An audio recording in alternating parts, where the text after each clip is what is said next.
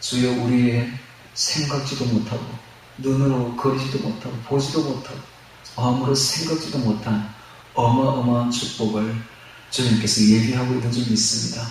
오늘 이 시간 말씀을 통하여 우리가 그것을 조금이나마 거려보게 하여 주옵시고 하늘의 소망을 가지는 우리 모두가 될 수 있도록 아버지여 하늘의 소망을 보여주옵소서. 예수님 이름으로 기도합니다.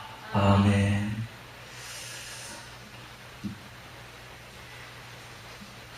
고린도후서 15장 35절부터 마지막까지를 통하여 부활체라는 제목으로 말씀을 전하겠습니다. 보통 사람들은 죽으면 어떤 사람들은 부활을 한다라고 생각합니다.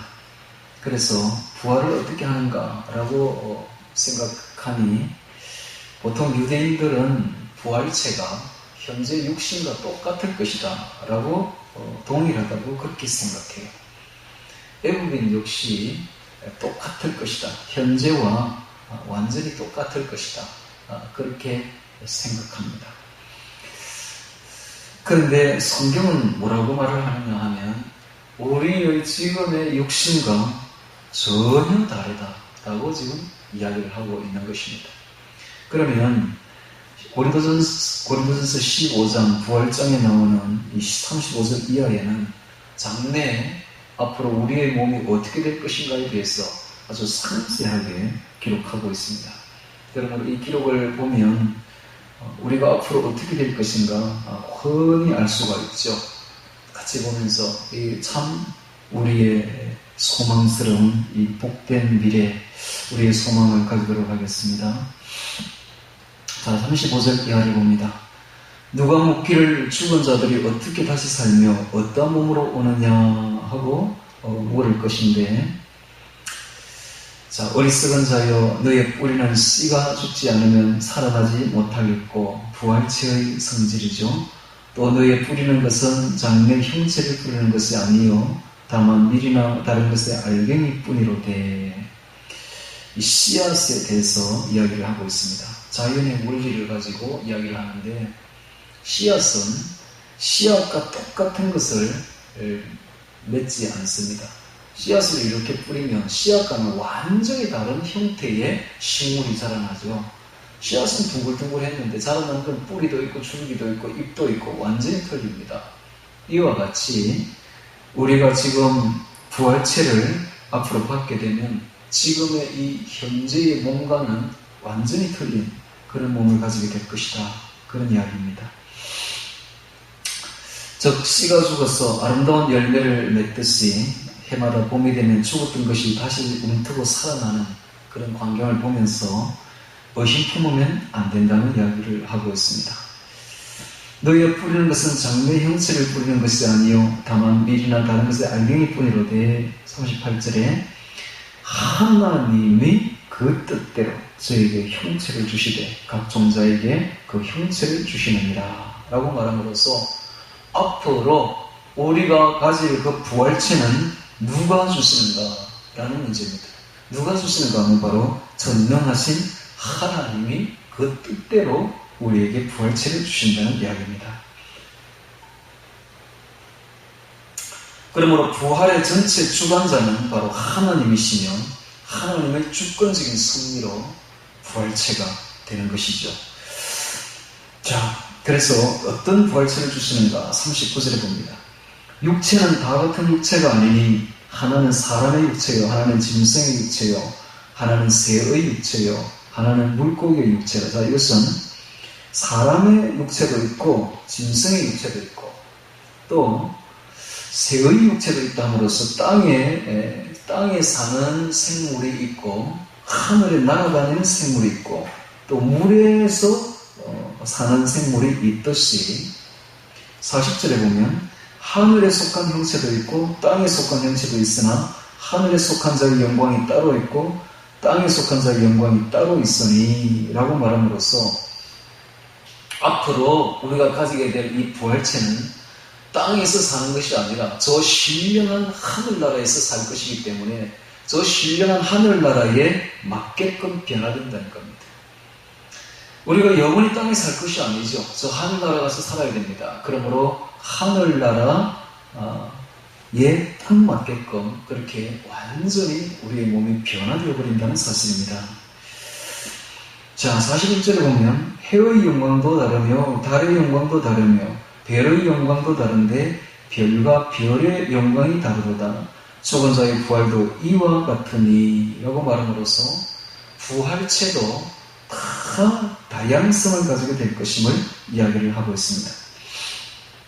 하나님 만드는 것이 다 그렇죠. 하나님 만드는 것이 다 다양합니다. 특별히 사람이 다양해요. 특별히 사람이 다양합니다. 보통 우리는 흑인 하면 흑인들이 다 거의 비슷비슷하게 생겼을 것이다 라고 생각하는데 실제로 흑인 나라에 가보면 그렇지 않습니다. 전부 다 틀려요. 사람들이 왜 틀리는지 몰라. 어떤 사람은 길쭉한 사람, 뚱뚱한 사람, 하여튼 다양해요. 얼굴도 다 다양합니다. 그런데 동물들은 그렇게 다양하지 않죠. 종별로 거의 보면 비슷비슷해요. 예를 들면 개 같은 거에 보면 그 종별로 마티즈입니까? 뭐 하여튼 아주 예쁘게 생긴 그 개 보면 다 똑같잖아요. 그것도. 마티즈가 종별로 보면 똑같잖아요. 그런데 사람은 아닌 거예요. 사람은 생긴 모습이 다 틀립니다. 근데 마찬가지로 앞으로 부활체가 그와 똑같을 것이다. 부활체는 다양하게 되는데 특별히 영광이 틀릴 것이다 라고 말함으로써 앞으로 저 하늘나라에서의 영원한 영광을 가지게 되는데 부활체가 그 영광은 이 땅에서 어떻게 예수님과 함께 지냈느냐에 따라서 영광이 완전히 달라져 버린다는 거예요. 그래서 예수님과 아주 가까이 지낸 사람들은 영광이 아주 예수님처럼 세게 셀 것이고 별이 빛나듯이 예수님과 가까이 지나지 못한 사람들은 그 영광이 희미하다는 거예요. 희미하다는 거예요. 오늘 우리가 예수님의 신부입니다. 예수님의 신부. 예수님의 신부가 얼마나 대단한지 아세요? 나중에 계시록에 보면 신부와 성령이 함께 부르는 그런 장면이 있는데요. 이 신부가 아주 대단한 위치에 올라간다는 걸 알 수가 있습니다. 거의 하나님 위치까지 올라가고요. 그러므로 우리 신부라는 이 위치가 사실 예수님과 결혼하니까 얼마나 대단한 위치입니까? 대단한 위치입니다. 오늘 우리 신부들이 하늘의 영광을 가져야 돼요. 하늘의 영광을 가지는 제일 좋은 방법은 예수님과 동행하면 됩니다. 그것밖에 없어요.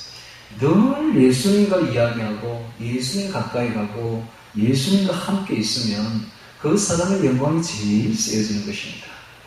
그래서 제가 늘 이야기를 하죠. 어떻게 하든지 아침 저녁으로 주님과 동행하라. 아침에 자고 일어나면 여러분들 뭐 합니까? 말씀 보세요. 말씀 봐야 됩니다. 말씀 보다가 잠오면 뭐 합니까? 잠이 돼요. 말씀 보다가 잠오면 자. 근데 자다가 또 일어나면 뭐 해야 되는가? 그때는 예수님하고 이야기해야 돼요. 제가 해보면 그렇더라고요. 매일 저녁에 자다가 아침에 일 나가지고 예수님하고 대화하면 잘 대화가 안 되더라고요. 일 나가지고 성경 보세요. 성경 보고 또 성경 보다가 잠오면 또 좀 주무시다가 눈이 떠지거든. 그때는 무조건 예수님하고 대화해. 물어보면 돼요. 예수님하고 이렇게 한 가지 물어보면 예수님이 답변을 해줍니다. 좀 있으면 이 휴거 사건에 대해서 50절 이하에 이렇게 나오고 있는데 51절 이하에 나오고 있는데 오늘 아침에 제가 성경 보다가 잠시 잠이 와서 잠시 눈을 붙였다가 눈이 뜨질락 말락 하길래 주님께 또 물어봤어요. 예수님, 한 가지 질문이 있는데요. 휴거가 얼마나 될까요? 어느 정도 숫자가, 휴거된 사람들, 전 세계 사람들 숫자가 어느 정도입니까? 하고 궁금해서 물어봤어요. 그래서 이게 내가 생각할 때는 아주 극소수일 것 같기도 하고, 막 예를 들어서 한 10분의 1 정도로 본다면, 한 2억 정도, 한 20억 중에 한 2억 정도는, 휴거되지 않겠나 싶은 생각도 있고, 막 이렇게 해서 물어봤어요. 하여튼 예수님한테. 예수님, 숫자가 어느 정도 될까요? 했더니 예수님 뭐라 하는가 하면, 그것이 무엇이 그렇게 중요하냐? 정작 중요한 것은 너 자신이 휴거되는 게 중요하고 너의 가족이 휴거되는 게 중요하고 너의 교회 성도들이 휴거되는 게 중요하지 않느냐라고 말했습니다. 맞는 말이죠. 그런 것은 몇 명이 휴거되어 있는 것은 주님의 권한에 달려있는 것이요. 중요한 건 내 자신이 휴거되는 게 중요하고 우리 가족이 휴거되는 게 중요하고 우리 성도들이 부활되어서 휴거되는 게 중요하죠. 그래서 정말 이 문제를 놓고 기도해야 됩니다. 제가 그 말 듣는 순간에 그렇다. 내 자신부터 똑바로 서야 되고 우리 가족이 똑바로 서야 되고 지금은 우리 성도들이 똑바로 서서 신앙생활 잘해서 휴거되는 그것이 중요하지 숫자가 중요한 게 아니고 그러면 주님께 맡길 일이고 날짜가 중요한 게 아니고 그러면 또 주님께 맡길 일이고 우리는 그저 주님 앞에 우리가 휴거될 수 있도록 우리 자신이 잘 추스리고 열심히 신앙생활 해야 될 줄로 믿습니다. 자, 이런 식으로 주님과 동행하는 것이 신부가 할 일이요. 주님과 늘 마음을 같이 하고 그렇게 하면 예수님의 영광을 우리가 받아서 아주 영광스러운 그러한 형체를 가지게 될 것입니다. 자, 이런 거 있죠? 이거 앞으로 부활할 때에 어떻게 큰 영광을 가지게 될 것인가를 잠시 예를 들면 또 이런 게 있어요. 교육을 할 때에, 아이들 교육을 할 때에 학교에서 아무리 교육하는 것보다 3살부터 유치원 그 시절, 3살부터 초등학교 들어가기 그 시절에 교육하는 것이 훨씬 낫고 3살부터 그 유치원 시절에 교육하는 것보다는 태어나자마자부터 시작해서 3살까지의 집에서 교육을 잘하는 게 훨씬 낫고 훨씬 효과적이고 태어나서 3살까지의 교육보다는 뱃속에 10달 있을 때 태교가 훨씬 낫고 10달에 태교하는 것보다는 처녀 총각 때에 마음을 바르게 하고 올바른 마음을 가지고 그렇게 아름답게 사는 것이 훨씬 낫다라는 말이 있습니다. 여러분, 한 아이가 태어나서 아름다운 인격을 가지고 좋은 아이를 만들고 싶거든요. 처녀 총각 때부터 마음을 바르게 해야 돼요. 마음을 바르게 하고 똑바로 살아야 되고 아름다운 마음을 지니면 그런 가정에는 아름다운 아이가 태어난다는 이야기입니다. 아주 중요한 이야기죠. 그러면 거의 비슷합니다. 앞으로 우리가 영광스러운 형체를 가지게 될 텐데 이 신령한 형체가 다양하다는 이야기입니다. 해의 빛이 다르고 달의 빛이 다르고 별과 별의 빛이 다르듯이 영광의 부활체들이 다 다르려면 오늘 우리가 어떻게 해야 되는가? 바로 처녀 총각 때부터 마음가짐을 바르게 하듯이 지금부터 예수님과 동행하는 것을 배워야 되고 어찌하든지 주의 마음을 우리가 본받고 주님 뜻대로 살아야 됩니다. 할렐루야. 그럴 때에 가장 영광이 쓰여진 영광이 아주 빛나는 그러한 부활체를 받게 될 줄로 분명히 믿습니다. 자, 42절에 보겠습니다. 죽은 자의 부활도 이와 같으니 썩을 것으로 심고 썩지 아니할 것으로 다시 살며 욕된 것으로 심고 영광스러운 것으로 다시 살며 약한 것으로 심고 강한 것으로 다시 살며. 자, 여기 보면 지금 우리의 몸은 썩을 몸이지요. 그러나 이 썩을 몸이 예수님을 믿게 되고 그리스도와 동행하게 되고 믿음을 가지게 되면 장차 그리스도의 능력으로 인해서 썩지 아니할 것으로 삽니다. 지금은 욕된 몸이지만 장차는 영광스러운 몸이 되며 지금은 약한 몸이지만 앞으로는 강한 몸으로 다시 삽니다. 지금 우리가 얼마나 많이 아픕니까? 그죠? 너무 약한 몸들이죠. 그 다음에 늙고 병들지요. 늙은 몸을 가지게 되죠. 너무너무 약하고 시간이 지나면 그 늙음을 우리가 방지할 수가 없습니다.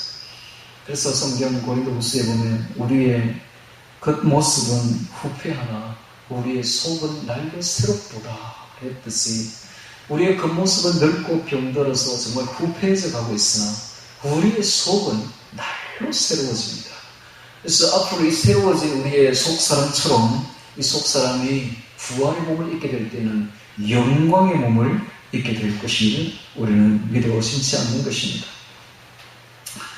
44절에 육의 몸으로 신고 지금은 우리가 육의 몸이지만 신령한 몸으로 다시 사나니 앞으로 우리가 받을 저 부활체는 신령한 몸이 되는 것입니다. 육의 몸이 있은 자도 신령한 몸이 있느니라.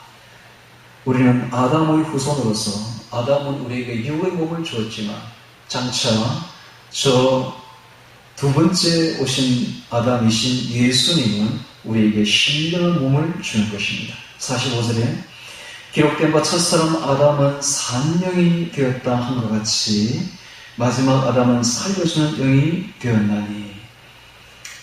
그래서 우리가 이런 부활체를 입을 수 있는 것은 오직 예수님 때문에 입을 수가 있다는 것을 분명히 가르쳐줍니다. 우리가 이런 육적인 몸을 가지게 된 것도 아담이 있었기 때문에 그 아담의 후손이기 때문에 우리가 이런 몸을 가지게 되는 것이요. 이 몸이 변화되어서 앞으로 그리스도의 부활체와 같은 신령한 몸이 될 수 있는 것은 예수님이 있었기 때문에 가능한 것입니다. 자, 46절에 보면 그러나 먼저는 신령한 자가 아니요 육 있는 자요 아담이죠. 그 다음은 신령한 자니라 예수님을 말합니다. 아담과 예수님을 대조시키고 있습니다. 첫사람은 아담은 땅에서 났으니 흙에 속한 자이거니와 둘째 사람은 하늘에서 나셨느니라. 예수님은 하늘에서 오셨습니다.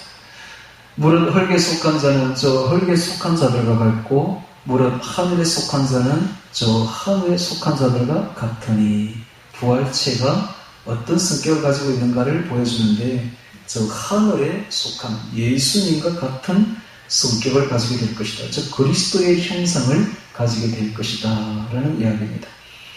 우리가 흙에 속한 자의 형상을 입은 것 같이 또한 하늘에 속한 자의 형상을 입으리라 함으로써 예수님의 부활체와 똑같은 부활체를 우리들이 가지게 될 것임을 분명히 말을 하고 있습니다. 성경을 몇 군데 찾으면서 정말로 그런지 한번 확인해 보도록 하겠습니다. 먼저 빌립보서 3장 21절 찾습니다. 그 뒤를 넘기면 빌립보서가 있습니다. 빌립보서 3장 21절 321페이지 빌립보서 3장 21절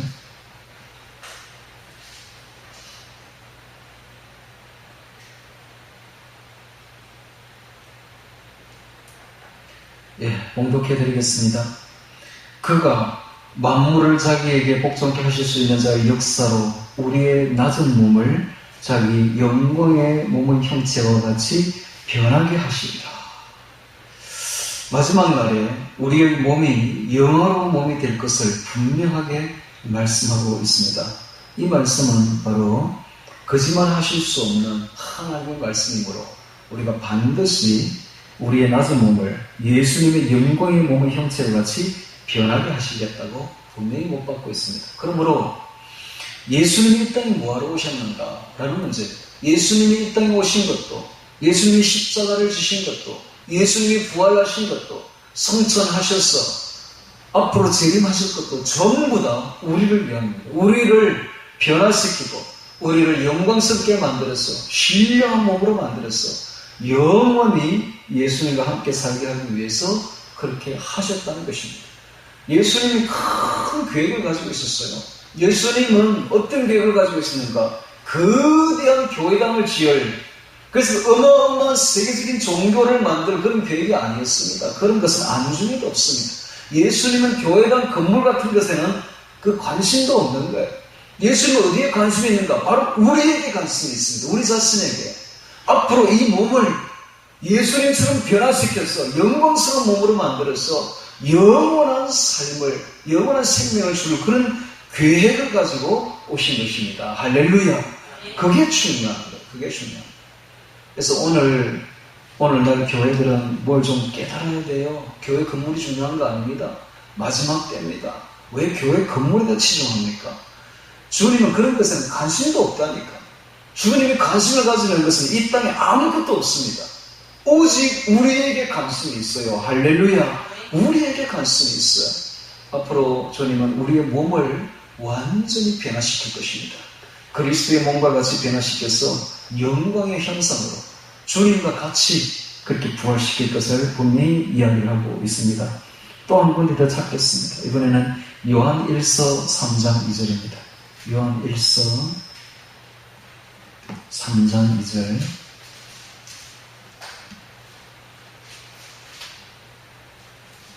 요한 1서 3장 2절.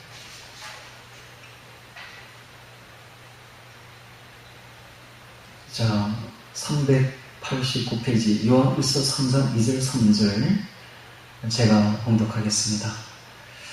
사랑하는 자들아, 지금은 우리가 하나님의 자녀라.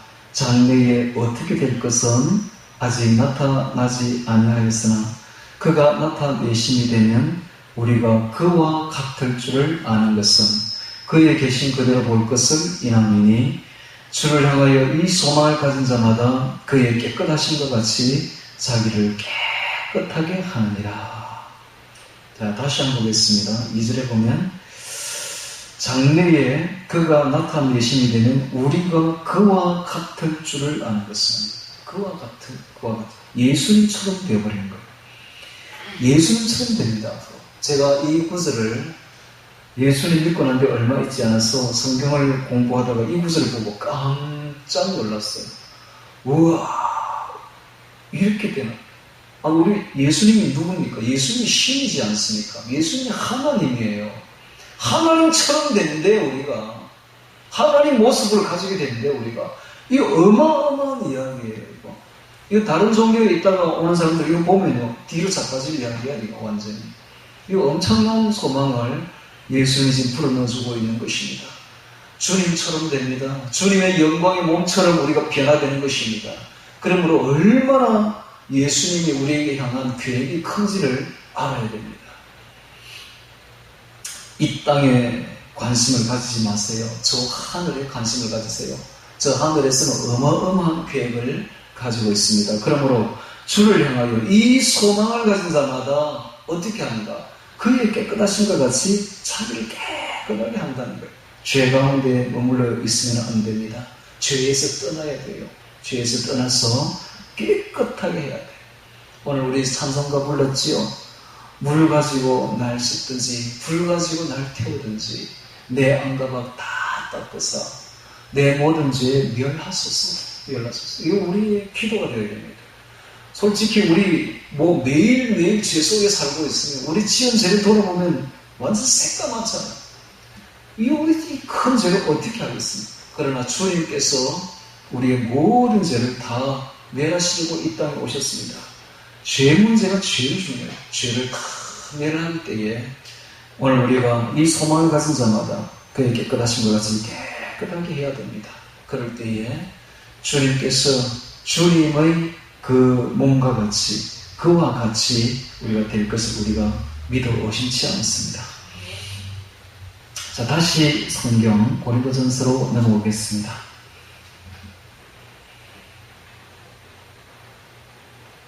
자, 이번에는 50절 보겠습니다. 50절.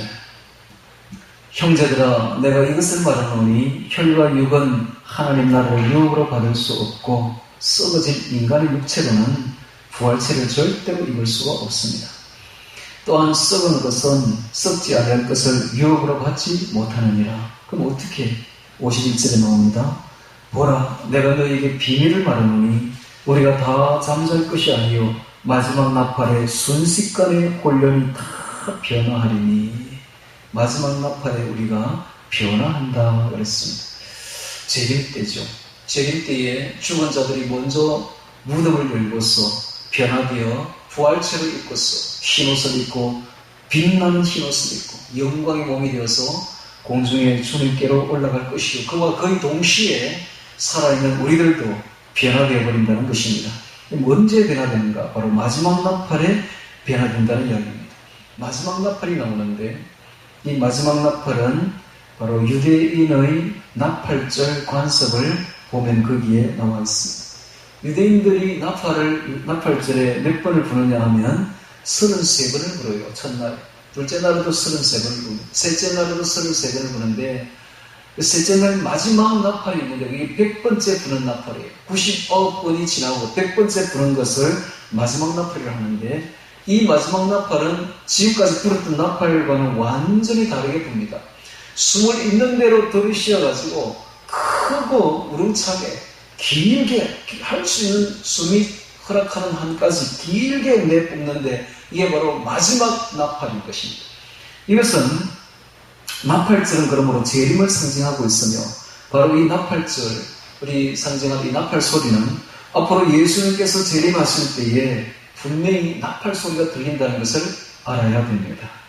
예수님께서 재림하실 때, 공중 재림하실 때 나팔 소리를 듣지 못한 사람은 부활되지 않습니다. 휴거되지 않습니다. 그러므로 예수님께서 재림하실 때에 분명히 우리에게 하늘에서 나팔 소리가 들려온다는 것을 알아야 됩니다.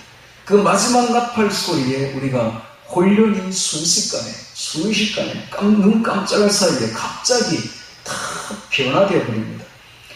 그래서 나팔 소리가 나면 죽은 자들이 썩지 아니할 것으로 다시 살고 우리도 변화하리라. 죽은 자의 부활과 살아있는 우리의 신령한 부활체로 변화되는 사건이 벌어집니다.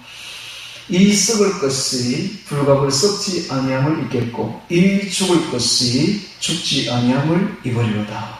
이 썩을 것이 썩지 아니함을 입고 이 죽을 것이 죽지 아니함을 입을 때에는 사망이 이김에 삼킨 바 되리라고 기록된 말씀이 응하리라. 이사야서의 25장 8절에 보면 사망을 영원히 멸하실 것이라 라는 말씀이 기록된 말씀이 응할 것이라 이런 뜻입니다. 그래서 사망이 이김에 삼킨 바 되리라 이 말은 사망이 생명에게 삼킨 바 된다 이런 뜻입니다. 사망이 생명에게 삼킨 바 되어서 다시는 사망이 없는 몸을 가지게 된다는 이야기입니다. 그래서 우리가 앞으로 입을 저 부활체는 예수님이 주시는 저 신령한 몸은 아프지도 아니하고 늙지도 아니하고 강한 몸이지요. 그 다음에 죽지도 아니하는 영원한 생명을 가진 몸을 우리에게 주시겠다고 분명히 이야기하고 있는 것입니다. 뿐만 아니라 저 하늘의 부활체는 시공간의 제한을 갖지 않습니다. 시간의 제약을 갖지 않습니다. 자연 법칙의 제약을 받지 않습니다. 그러므로 부활체는 공중에 떠서 다닐 수도 있으며 그 다음에 문을 잠가도 들어올 수가 있으며 원한다면 여기서 우주 공간을 순식간의 이동도 가능한 그러한 강력한 부활체를 우리에게 주시겠다고 말을 하고 있는 것입니다. 자, 이렇게 되면 앞으로 새 하늘과 새 땅을 하나님께서 만드실 때에 이 우주도 분명히 하나님께서 변화시킬 것입니다. 왜냐하면 하나님께서 만드시는 것은 쓸데없는 것을 만들지 않습니다. 분명히 저 하늘에 저 별들이 저렇게 무한하게 많은데 저 별들을 단지 보기만 좋으라고 저렇게 빛만 내라고 만들지는 않았을 것입니다. 왜냐하면 앞으로 우리가 부활체가 되면 별과 별의 이동이 가능합니다. 우주 공간에 여행이 가능하게 돼요. 그러면 하나님은 온 우주에 생명을 만드실 것이 분명합니다. 그러면 우주 공간을 여행하면서 다양한 모습의 생명 세계들을 우리가 여행하게 될 날이 머지 않았습니다. 할렐루야. 신기한 일이 벌어집니다. 앞으로. 그래서 이 땅에 있으면서 이 땅의 것만 보고 아웅다웅하지 마시고 눈을 들어서 저 하늘나라를 바라보면 앞으로 우리가 가질 이 소망이 너무너무 우리가 생각지도 못했고 정말 상상도 못했던 어마어마한 일들을 예수님은 지금 준비해 놓고 있다는 사실을 기억하시기 바랍니다. 할렐루야. 자, 57절에 보면 56절에 55절에 사망아 너의 이기는 것이 어디 있느냐? 사망아 너의 쏘는 것이 어디 있느냐? 우리는 지금 이렇게 말할 수 없죠. 왜냐하면 사망이 모든 것을 짓누르고 있기 때문에 지금까지 사람들 중에 죽지 않은 사람이 어디 있습니까? 모두 다 죽었습니다. 죽음 앞에 무력했죠. 영웅들도 호울들도 죽음 앞에는 무력했습니다. 절세 가인들도 죽음 앞에서는 무력했습니다. 어떤 누구도 죽음이 다가올 때는 어쩔 수가 없었어요. 그런데 앞으로 우리가 이렇게 말할 때가 온다는 거예요. 사망아 너의 이기는 것이 어디 있느냐? 사망아 너의 쏘는 것이 어디 있느냐고 담대히 외칠 때가 다가오고 있습니다. 할렐루야. 56절에 사망이 쏘는 것은 죄 때문에 사망이 온다는 거예요. 사망에 쏘는 것은 죄요. 죄의 근원은 율법이라. 제가 율법을 힘받아가지고 죄 때문에 우리가 죽음이 왔다는 사실을 말하고 있습니다. 그러나 57절에 우리 주 예수 그리스도로 말미암아 우리에게 이김을 주시는, 승리를 주시는 우리 하나님께 감사하는 예수님께서 오셔서 십자가로서 죄를 깨뜨시고 사망을 깨뜨셨습니다. 그래서 우리에게 이제 이김을 주시는 하나님께 감사를 드릴 수 있게 된 것입니다. 우리가 비록 지금은 죄 있는 모습 이대로 있지만 예수님을 믿게 되면 죄 문제가 해결되어버려요. 죄 문제가 해결된 사람은 사망까지 이기게 되는 것입니다. 58절에 그러므로 내 사랑하는 형제들아 경고하며 흔들리지 말며 항상 주의 일에 더욱 힘쓰는 자들이 되라. 이게 권면이에요. 이는 너희 수고가 주 안에서 헛되지 않은 줄을 알미니라. 이런 소망을 가진 자마다 더욱 주의 일에 힘쓰는 자들이 되라 라고 말하고 있습니다. 미국에 목사였던 하치콕이라는 목사는 이런 말을 했어요. 나만을 위하여 쓴 돈은 내 목에 매달은 연자맥돌이요 다른 사람을 위하여 쓴 돈은 천사처럼 나에게 날개를 달아주는 것이 된다 라는 말을 했습니다. 내 자신만을 위해서 쓴 돈은 내 목에 연자맥돌이, 다른 사람을 위해서 쓴 돈은 나에게 천사처럼 날개를 달아준다. 무엇을 이야기하고 있습니까? 앞으로 저 하늘나라의 소망을 가지라는 것입니다. 지상만 내려다보지 말고 저 하늘나라가, 찬란한 하늘나라가 우리를 기다리고 있다는 사실입니다. 영원한 세상이 우리를 기다리고 있습니다. 이제 얼마 있지 않아서 예수님께서 재림하시면 우리가 부활체를 입게 되고 저 하늘나라에 올라가게 될 텐데, 그럴수록 이 땅에 살아있는 날 동안 주의 일에 더욱 힘써야 됩니다. 주의 일이라는 게 뭡니까? 사랑하는 일이에요. 예수님 사랑하고 이웃 사랑하는 일입니다.